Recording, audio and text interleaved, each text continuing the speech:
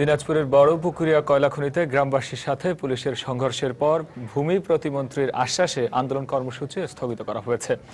বিকেলে প্রতিমন্ত্রী মুস্তাফিজুর রহমান টেলিফোনে আন্দোলনকারী গ্রামবাসীকে সমস্যা সমাধানের আশ্বাস দিলে আগামী 22 জুলাই পর্যন্ত কর্মসূচি স্থগিত করা হয়।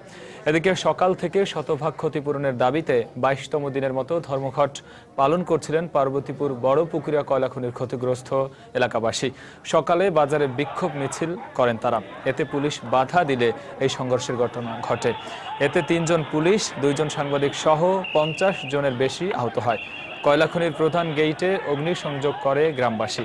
তারা খনির চারপাশের রাস্তা ঘেরাও করে রাখে। পরিস্থিতি নিয়ন্ত্রণে আনতে বিক্ষোভকারীদের ওপর লাঠিচার্জ করে পুলিশ। 12 রাউন্ড টিয়ার শেল নিক্ষেপ করে পুলিশ।